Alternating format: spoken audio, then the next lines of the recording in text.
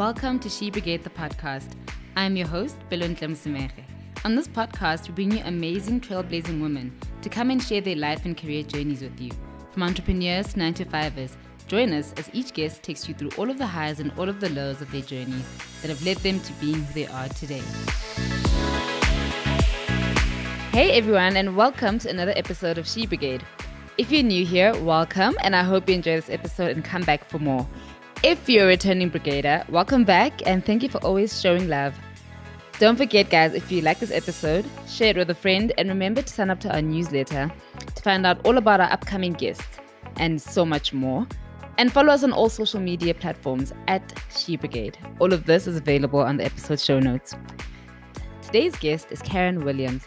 Caron is the founder of The Throne Agency and The Throne Magazine, which is an online publication that celebrates the most impactful local tastemakers, content creators, bloggers, designers, and influencers within contemporary culture. Caron's career has spanned journalism, advertising, and marketing. Keep listening to hear all about her career and entrepreneurship journey. So let's dive in.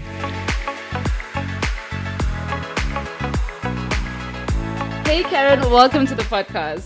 Thank you so much for having me. I'm so happy to have you today. I'm excited.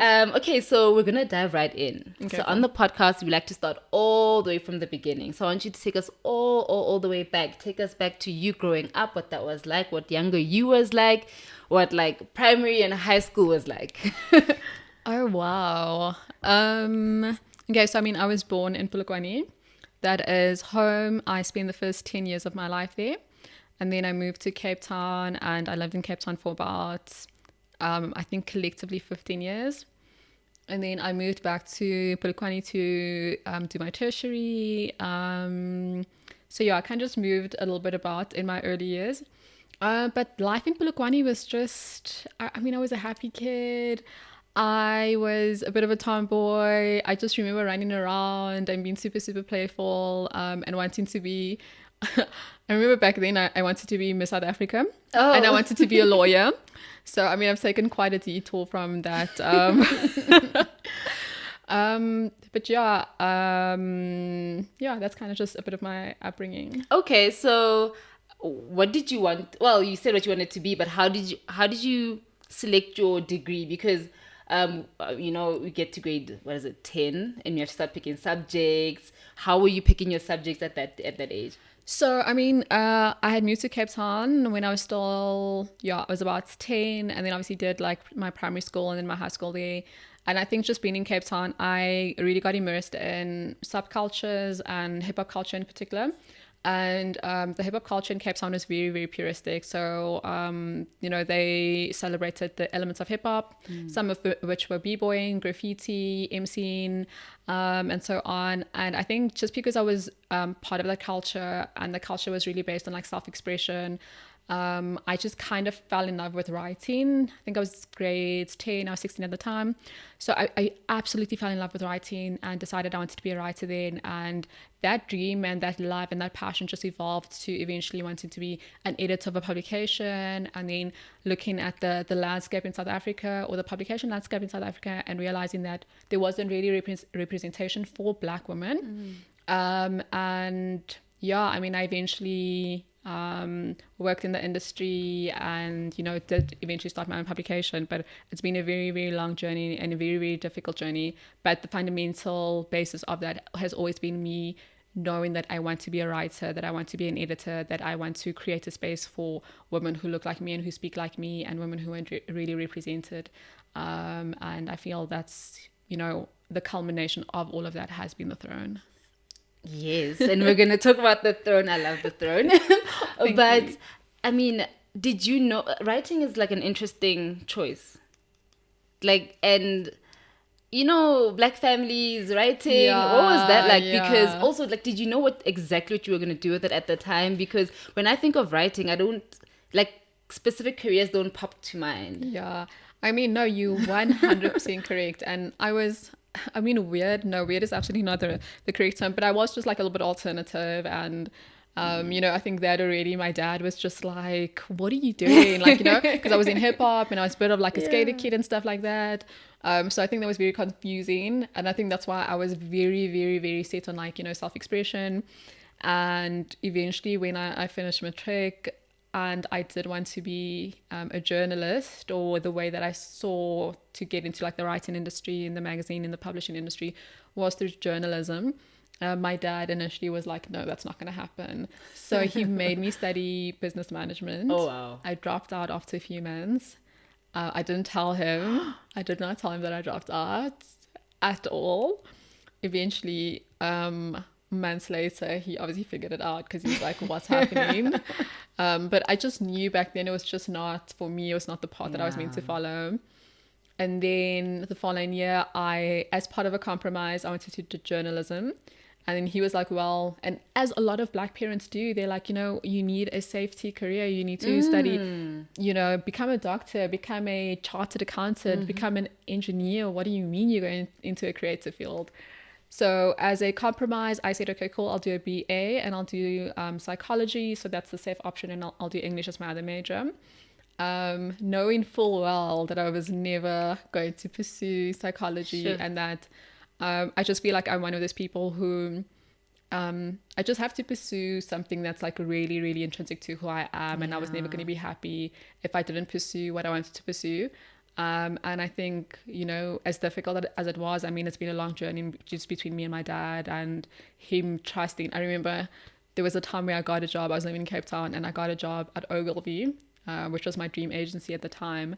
And I knew my dad was not going to support the decision. So I applied, I organized everything. And on the day that I was going to move, like literally 30 minutes before I was supposed to leave, I called him. I was like, by the way, I swear, I promise you. No. I promise you. 30 minutes before I was supposed to leave, I called him. I was like, oh, by the way, so I'm moving to Joburg. I got a job. If you would like to say bye, this is it. And then he couldn't be mad. What could he do? Because there's nothing you can do. There's literally nothing you can do. Absolutely. So he came, he said bye to me and stuff. But I think now he trusts because, but obviously, and I understand with Black parents, it's not that they don't want to support us. I think obviously they come from a different generation and they just want to make sure that we're safe and we have security. So I fully understand. But now that he sees the throne and, how it's materializing and what's coming out of it, now he gives me all the freedom. Yeah. Obviously, I mean, I'm old as well, but it really took a journey and I had to take risks along the journey and a few decisions that he was not so happy about. I always believe that because it's interesting that you studied something that's very different to what you do now, but there's always something to learn from these experiences. What did you learn from that experience and like from what you studied there that you're actually applying today? I mean, psychology, as much as I don't use it in the technical sense, I think psychology has been still so important in what I do.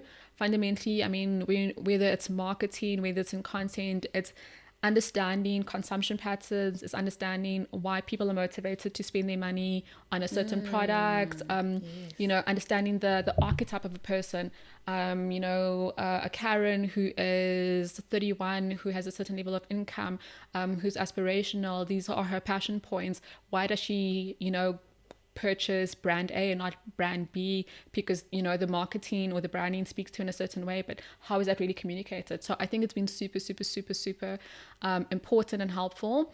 But I think in all careers, like even if I had studied finance, I would have found a value for it in what I do. Even if I'd studied law or anything else, I do think there's value.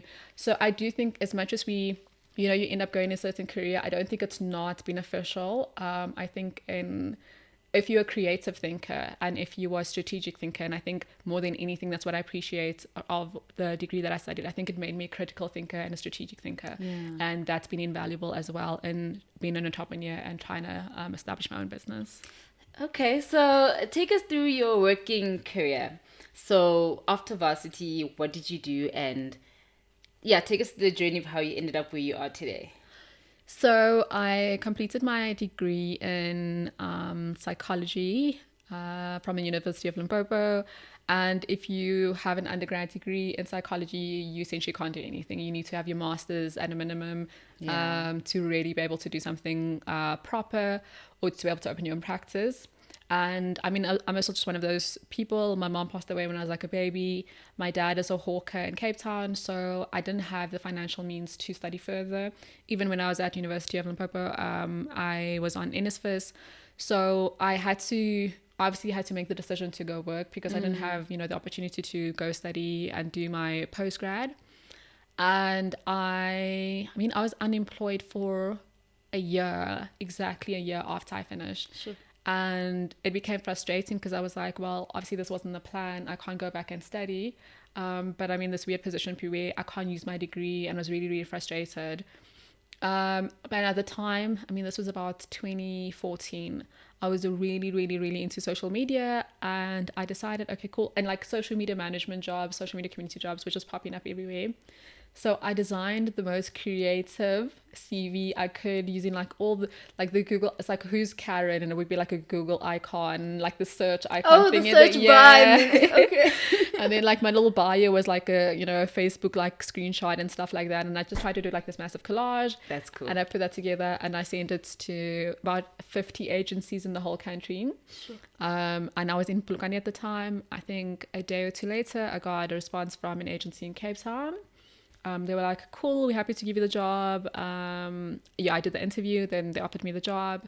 And the salary was, what it was. But I moved to Cape Town and I was there for 1 year, and it was a really, really good learning experience for me. And that truly was the beginning of my journey. And I think without that as the starting point, I would not have had the other opportunities that I had. So it was a very, very important foundation for me. Yeah. So at what point now do you start having this thought of, I could own my own publication and be a founder of not just a magazine, but like an agency too? Not even close. I started, I was at the first agency and I was there for a year. And it was a predominantly white agency. And I remember when I got to that agency, I was the first Black person, aside from the secretary and the lady who used to clean the offices, and the gentleman who was the handyman. And obviously just coming to the space, I was like, you notice that immediately. And then after that, they did hire a few other Black people. But also understanding that it was a business decision because of, the brands and the requirements from a client perspective needed the insights of a particular demographic, because that's essentially who their target demographic was. So just realizing that and just having a lot of experiences where, you start seeing the differences in salaries, or although you're not clear on what the number is, but you can just see, people who are the same age and someone who has like an LV bag and we work in the same position, and someone who has a car, and just things like that. So I think for me that was like a big it was just something that I noticed and something that was very, very uneasy, and just noticing a lot of double standards that I felt like white people were getting away with and people of color just were treated a certain way. And just in general in Cape Town as well, that was not even just like a work situation in Cape Town, that's how the culture was. And then, I was there for a year and I worked my butt off. I was working days and evenings and weekends. I remember working on New Year's Eve, literally New Year's Eve, 12 o'clock. There was an activation in another country on the continent. And I was in social media at the time. And I was out and I still needed to be online. I remember there was a day that I was, and it was like, it could have been the 1st of Jan, but somewhere there, or Christmas Eve, something like that. I was at the beach and I had to leave because I had to be working. And I think it was like New Year's Eve and I was called for a meeting. So just things like that, like you were really, really putting in work. And at the time I didn't even mind because I was like, I'm building my career. I'm, this is work going towards establishing me. And then after a year, I was like, okay, cool. This is the work that I've done. I would like a raise because I've actually put in all the work and stuff, and a promotion, and people who are in senior positions and who are not putting in the level of work that I was, and were dropping the ball and were getting paid significantly more. Seeing them kind of just proceed, and me being told, well, we can't really, or this is all we can do, and stuff like that. So that's when I made the decision to move to Johannesburg. And then I worked for 2 other agencies when I got here, and was the editor-in-chief of a other online publication. And I think through that journey was, I don't know, I mean, obviously I grew and I learned a lot of experiences. I don't know when I truly believed that I could have my own publication. I do remember distinctly in 2013, I had the idea of an online publication, and I emailed someone in the industry, and I was part of kind of what led to the previous publication that I was the editor of. So the idea had always been, that the passion had always been there. I think since the time I was 16, it always developed. But the belief that it was possible, I don't know if there was a singular moment where I consciously was like, oh wow, I can actually do this. But I think part of it as well is just like me being really ambitious, and, you know, being really, really hungry and working really hard. And I think one thing in general I've always done is believed in myself. And yeah, I mean, now we're here. Now we're here. So you registered the throne in November of 2017. So that's so interesting. How do you know that? I did my research. I told you I did my research. That is amazing. That's actually a crazy story. I don't think a lot of people actually know that story. I actually don't think. Wow, I'm so impressed that you know that. No, you are correct. So in November of 2017, in August of 2017, I had left my last agency job, and I was just frustrated with a number of things, just like lack of representation, being a Black woman in a predominantly male or white male dominate, oh my God, a white male dominated industry. Yes. Sorry, that word. And just feeling like my voice was not heard. I was silenced a lot, and also being really, really vocal. I remember I used to get in trouble quite a lot because I was really, really vocal about representation in advertising, and, you know, it's not a conversation a lot of people were willing to have, and a lot of agencies don't. It's hard to be confronted with the truth that you think you're progressive but you're actually not. So I left the last agency, although the last agency was really, really great. I have to say that it was an amazing agency. And then I was still an editor of another publication at the time, but I think maybe maybe there was just something within me that knew. Honestly, I cannot tell you a clear answer as to why I registered it. So I registered the business. What did you see it as when you registered it? What was it? I don't know. What were you registering? I mean, it was registered as an agency, as it is registered now. And there was no plan, because I remember I registered the business and I opened social media channels that no one knew about.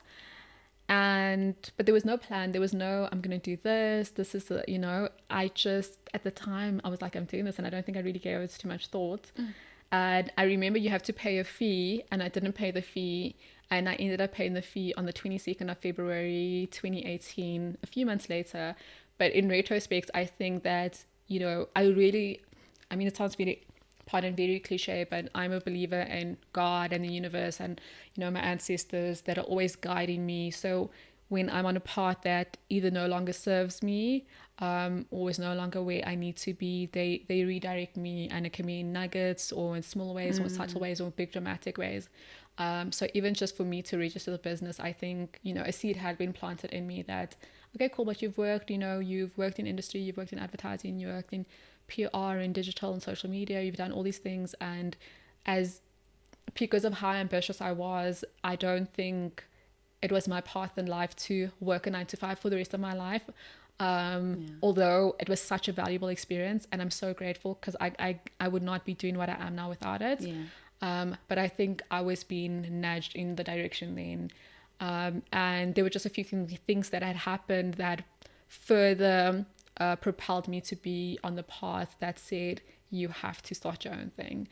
And it's funny, I've mentioned this once or twice before that. So I finally paid or, finalized the registration of the throne on the 22nd of Feb 2018. And obviously, it's called The Throne, both the magazine and the agency. And then on the 22nd of Feb 2020, which was last year, on the exact same date, my son was born. Oh my gosh. And his name is King. And it's just, it's nothing that I planned, but I really do feel like there was just a plan. Yeah. And the throne, King, both on the same date, I just think there's like a divine alignment there. But also happened because I had to pursue what was truly meant for me to pursue. So yeah. And how has it been? How has it been from when you finally decided, okay, it's going to be a publication, and when you launched your first cover with, it was with Twiggy and Kenny, yes. Until now with Sia. Oh my gosh. How has that been? How has that journey been with the throne? Oh my God. It has been an absolute roller coaster. It has been the best moments of my life and some of the hardest moments of my life as well, being an entrepreneur. I started out, I had no capital, I had no funding, I had no investment. So I had bootstrapped the business. And I say bootstrap, but that was like with so little money. Sure. And I had to call in a lot of favors. And I will always say, I remember Austin was one of the most amazing people, because he did the first shoot, and I definitely called in a favor there. Kenny and Twee were so amazing because I didn't even have, I couldn't afford styling. There were no clothes. I was like, guys, please can you just bring clothes with you? And accessories. And they were so incredible. Yeah. They brought I think it was all white, so they brought all their white stuff, and that was so incredible and just amazing to be on set with. And just so many people pulled through to help me out, and I'm so grateful for this to this day, because without that the throne would not be what it is. And I'm just fortunate because those are, people always speak about how valuable relationships are in this industry, whether you're an influencer or a business person, and because of the relationships that had been built with with them, they were willing to help out, but also just a testament to how amazing they are as people. And it's not just them. There were a few other people along the first or the early days of the throne that really helped out, that I just, did me such solids. And that's essentially how the business started. And I think for an independent business that comes with no funding, no capital investment, that I had bootstrapped initially by myself for a majority of the period, it was I think we've gotten into a really good space. So I think I had to be very strategic. So in the time that I worked in advertising, it was building a lot of relationships with PR people, with industry people, with brand managers, with influencers. So by the time that I had actually started my own thing, I had a wealth of knowledge, of expertise, of a network that I could actually leverage and monetize, and that's what the throne was built on. It's not that I just woke up and it did well because it just did well. There was already a community, and there was already a network around it. So it's been amazing. I think also the pivots, or for us to focus on just the digital side of things, that we've never been a print publication, because I have always understood, coming from agency, that digital is where everything's going to move eventually. And COVID obviously accelerated the process. 19 print titles or 19 print publications shut down last year, which is really crazy. But it also just spoke to, the publications that were playing in the digital space, that we really understood where things were moving and how content is being consumed, and where advertising budgets are going to be invested going forward. So I think it's been very vindicating to know all the struggles that we went through and the stuff that we were fighting for. And the things that we've been saying sounding like we're crazy, because we're now everyone's like... Absolutely, and it's still a journey. Not all advertisers or brands fully have made that transition yet, or see the value 100%, but we're getting there as a process. So I'm very, very proud of where we are currently. We still want to do a lot, and I have big aspirations, but for a little black girl from Polokwane who was playing there with her like ashy knees to now be where I am now. I think it's not. You've done it's not a terrible well. story. You've done pretty well. Obviously, I need to ask you though, how was COVID? How did COVID impact you and your business?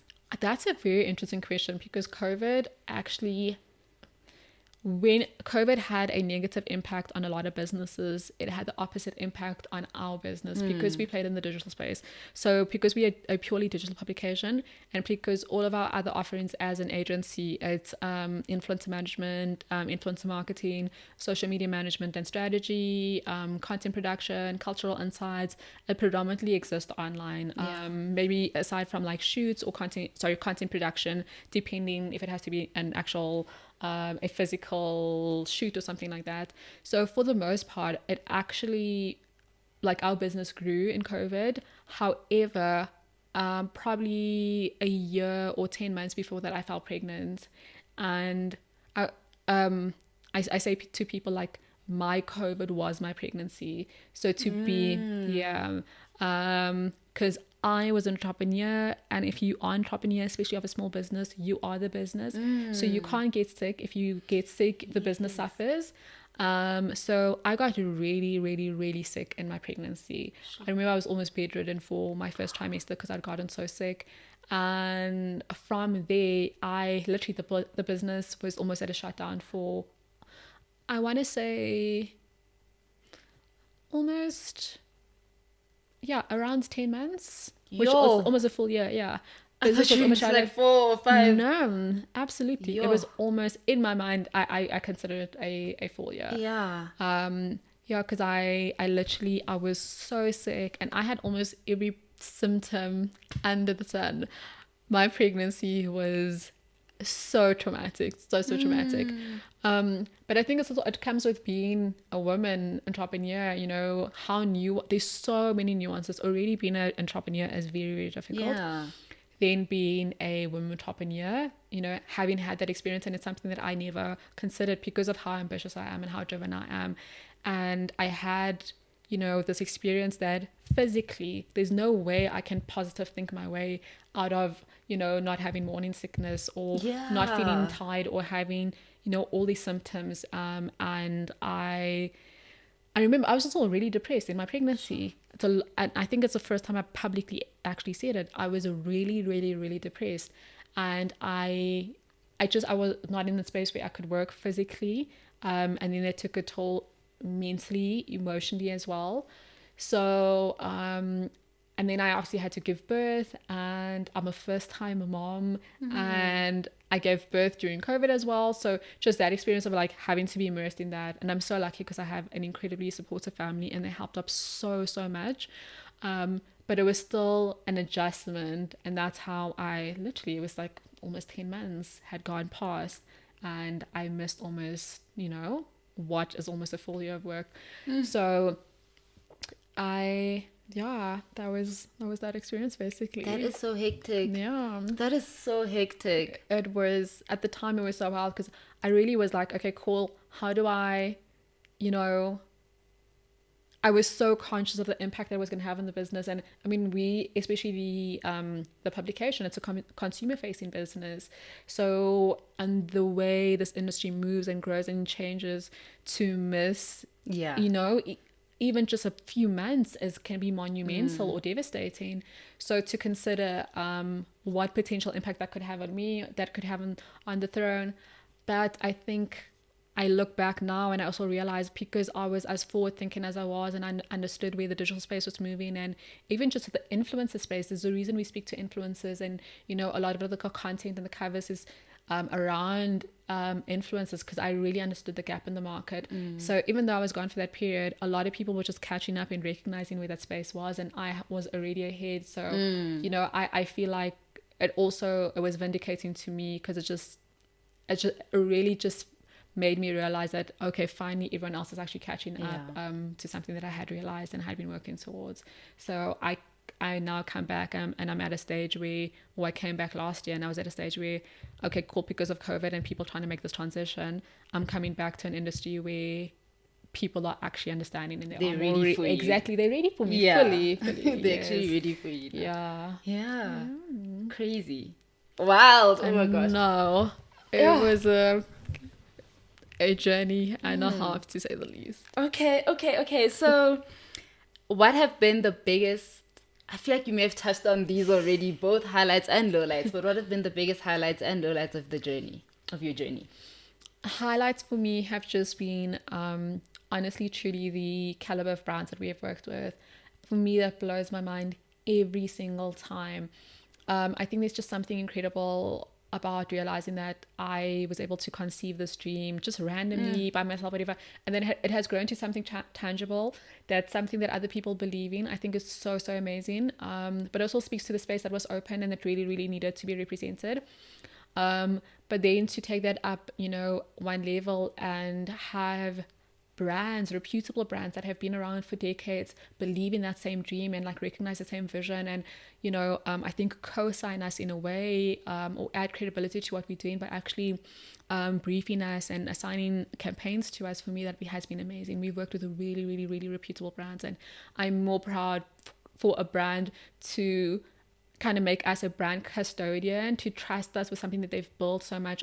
For me, that's the biggest honor, and it's always exciting every single time I get an email or a call that says, Yossi, client is thinking of doing this, can you guys help us out? It's the absolute best feeling. So definitely has been my highlight. The low light, I think it was just the going through my pregnancy and then going through the business literally being at a standstill. And it's not something that I anticipated. So just going through that, it was a very difficult journey. It impacted me on, like I'm saying, on so many levels. But when I look back now, also, it was a big growth and a big learning experience for me. So I look at like the business now and the next level. I consider this the next phase because I know we're going to achieve so much now, especially in the next year to 2 years. So to have gone through that experience and to have learned and to have become strong and wiser for that, I'm so grateful for that now, because I feel, and again, I speak about like the universe and the path that I'm on, but I think in retrospect, that was intentional that happened because I needed to learn certain things that would elevate and ready me for the next chapter of the throne. That's awesome. What would you say to someone that wants to follow in your footsteps? Maybe wants to start their own online publication or agency? That's such a good question. I think, a lot of people say just start, and it does sound cliche sometimes, but I do believe just start. I think there's so much. Obviously I come from an agency background, so I did have a certain level of experience, but there's so many things as well that I did not know when I started the business, and you learn on your feet. So I think, just starting is super important. I think the minute you see something in black and white, you feel more comfortable, you're more inspired, you're more driven to actually keep pushing. And I think as well, just like recognize it's not so much about like, trying to do what someone else is doing or following kind of what has been established. It's like, look towards what is your passionate point. It's just honestly, truly monetizing what are you most passionate about, and what is your strongest point, and how are you able to monetize it. I think the things that we're passionate about them for a reason, and it's if we're able to just structure that in a way that is it can be a brand or product, it can, the same feeling that you have about it, the same level of emotions, you can instill that or inspire that in other people as well. So it's just truly like discover what you're passionate about, research ways that you can monetize it and brand it, and then it will grow from there. So and this was just like, again, it sounds so cliche, but truly believe in yourself. Like I don't think there's anything that comes close to just having faith in yourself and what you're trying to achieve. Not everyone's going to understand the vision that you have, and I went through that myself for a very long time, and it's only now that people are trying or beginning to understand that, or do understand that. But I'm so happy that I followed or pursued what I was passionate about. So I love that. I absolutely love that. Cliches are cliches because they're true, right? No, completely. And I just, again, for us that are like, we were speaking about this just before the podcast started, but to be in spaces where we are Black women and we are amplifying the voices of other Black women, and how important that is. And you know, you pursued a passion of yours and I pursued a passion of mine, and I think it's so important, like the people that are going to listen to this and they might be inspired, and I just think it's necessary. So more than anything for me, you know, I just think that our mandate should be being unapologetically biased towards women, and for me towards Black women, because I think that we're so incredible and we literally have the ability to change the entire world, and we just need our voices to be heard and to be given a platform and to have, you know, that light actually shining on us so that people can actually see and understand it. Yeah, I'm like, I wish people could see, because I'm literally grinning. I'm like, yes, I want to start clapping. Yes, absolutely. No, completely. Okay, so tell me about a misconception that people have about what you actually do. What's the biggest misconception That's people a have? very easy one. Okay. That it's glamorous. It's the most unglamorous job in the entire world. I promise you. My team, Sherman, I have a really, really young, incredible team, and they're so full of life and so full of energy, and I love them incredibly. But a lot of them came onto the team, you know, having a certain idea of what it was going to be, and you know, that hasn't been the case. So definitely the idea that like there's glamour to this, because you only see maybe the final product of like a cover, or you know, when pre-COVID, you know, you attend an event, or you know, getting a press job and stuff like that, but it really is a minute portion of what we do, and there's so much hard work, it's so much graft, from like even manual labor, just carrying dresses that like are weigh a ton, and you know, there's strategy. Was that like Sia's dress? Oh my god, it was I saw it, I'm like, that's a hell of a dress. It was so heavy, but it was so worth it. That picture was like, it was beautiful. It was amazing. But so much of it, like just even the work that goes into a single picture, you know, there's a photographer, there's a creative director, there's a stylist, there's makeup artist, there's hair, there's, you know, a mood board, there's a studio, like all of that. There's so much work. And then there's, you know, the agency that we have as well. So sometimes we're doing work that never it's never kind of client facing or never consumer facing, or it is consumer facing, but you know, they don't know that we're behind it. Pardon me. So there's a lot of hard work and late nights and crazy deadlines. Obviously I love it, and also because I come from agency, you really become addicted to it. But it's a lot of hard work. It's not glamorous at all. It's not cute. Like truly. Okay, and I love that you mentioned your team, because I want to know from you, what lessons have you learned as a leader? Because you're not just, I mean, it's one thing to have your own thing, but you're actually leading people, and you're kind of like not in charge, but sort of like in charge of people. Like what lessons do you have from that experience? That is a very good question. I was speaking the other day to a friend, and just about the transition that you go, and it's a transition a lot of people don't speak about, or at least publicly, where you go from being an entrepreneur, where you are like a one-man show and maybe outsourcing certain things, to actually then having a team. So the transition to actually being an entrepreneur to being a leader and a business person who's actually running a structured business, those are two completely different things, and I'm still in that transition. And I mean, leadership is, I don't know. Like, I honestly, truly, I still think I'm trying to figure out what my leadership style is. I'm a certain person and I work at a certain pace and I'm very driven. And not everyone works like that. Yes. So, you know, I mean, to understand how everyone, what their personality is, what their strengths are, what makes them most productive, and to try encourage that more. And then to also be in a space where, you know, there is this vision, you have to convince people of the vision that you have to get buy-in. For you to get the maximum productivity or results out of them, you have to inspire them in a way that they understand what the long-term vision is or what the end product is, and that they have the ability to shape that in a positive way. So that's been an interesting experience, you know. It's like, getting people to buy in on the vision. Yeah. And what is your vision, by the way? What is, like, long term in the future? Where do you see the throne? Okay, the throne, my vision for the throne is for us to become one of the, if not the biggest digital media house in the country. Yes. I would like for us to eventually get to the stage that we expand continentally as well, especially in areas with like Nigeria, where I feel like from a cultural and a fashion and a beauty and even an influencer space, there's a lot of similarities. I mean, when you look at like just even music and pop culture, they are actually ahead of us in so many ways. So playing in a territory like that would be incredible. Currently, and a more immediate goal is for us to become one of the most credible influencer management agencies in the country. We just recently introduced our influencer management division. We have been doing influencer marketing since we were founded, but just to expand on our client base. But I want people to consider the Throne the go-to agency when you think about influencers in the country.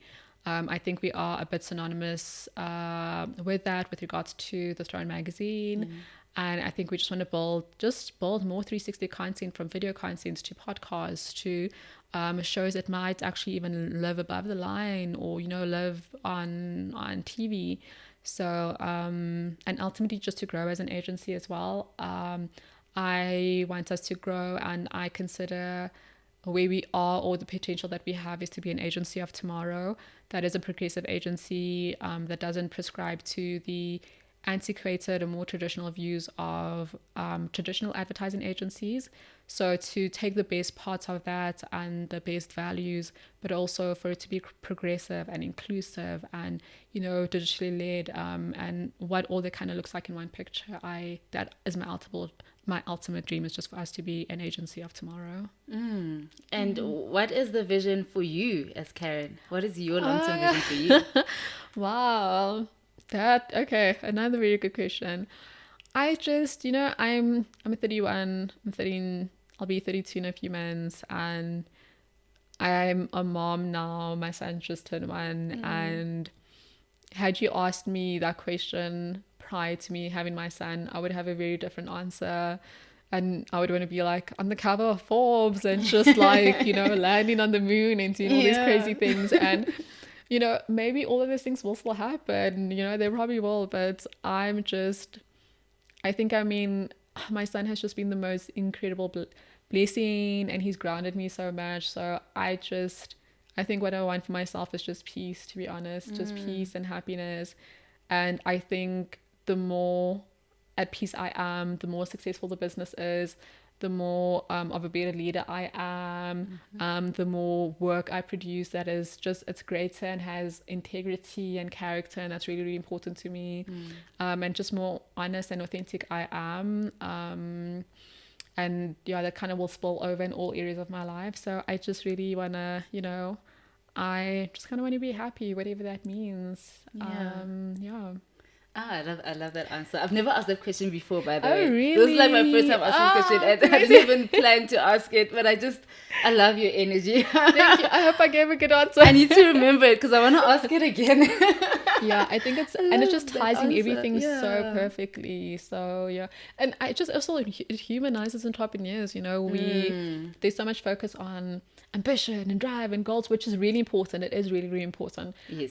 But I've also realized that everything is one thing impacts the other, and you have to be a good person to be a good leader, and you have to be in a great place in your life to ultimately run a great company. So I'm very happy that you're going to start asking the question. That's going to be one of my big questions going forward. Okay, so we're at my favorite part of the podcast, where we get to ask my favorite question now. Okay. And the reason why I love to ask this question is because it comes from my favorite quote, which is "Be who you needed when you were younger." Oh my God, that's a beautiful quote. That's my favorite quote. That's incredible. And that's what I try to live by. Oh my God. So I want to know from you, if you could go back in time. I mean, we can't change any of our past, right? But if you could go back in time and talk to younger you, because while you can't change anything from the past, maybe there's someone out there who needs to hear exactly that. What would you say to younger Caron? This is younger you at any age. It could be you at the age of 8, 20, last year, yesterday. Any younger you, what would you say to her? What I would say to younger Caron is just believe in yourself. You're carrying a lot of doubts and will I make it, when I make it, I have all these crazy dreams and aspirations that other people don't understand and other people don't think possible. So just believe in yourself. You become everything that you want to become, and you chase all the dreams that you have. So believe in yourself and have confidence, and that alone will open every single door in this life for you. I think truly that is the biggest. Like, you as you are enough, and not to have any doubts. And I honestly think that's it. Oh, beautiful. Thank you. I love it. How can our audience get in touch with you, follow you, your journey, follow the throne, and just read the magazine? Okay, I will start with a shameless plug for the throne. Yes, go in. Okay, cool. You can visit us on our website, which is www.thethrone.co.za. You can also follow The Throne on social media. So on Facebook, Twitter, and on Instagram, we are at The Throne Mag. And then me, in my personal capacity, I am on Instagram and on Twitter as well. And it's on Twitter, it's Caron, which is Caron Williams _. And then on Instagram, it's at Caron _Williams. Perfect. Thank you so much for sharing your story. Thank you for your generosity in your story. No, thank you so much for the invite. I appreciate it immensely. And also just thank you for being such an incredible light. I think your platform and what you're doing is so important.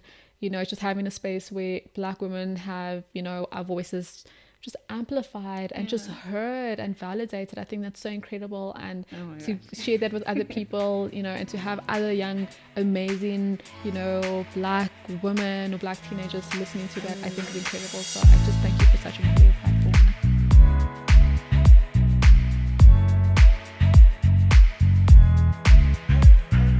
Thank you so much for listening to She Brigade. If you enjoyed this episode, please share it with a friend you think will enjoy it too. You can also share it on your social media and tag us at She Brigade. Don't forget to subscribe to our newsletter using the link in the show notes. We'd also love to hear your feedback, so feel free to email your questions or your suggestions to info@shebrigade.com or DM us on Instagram or Twitter at She Brigade. Until next time, bye.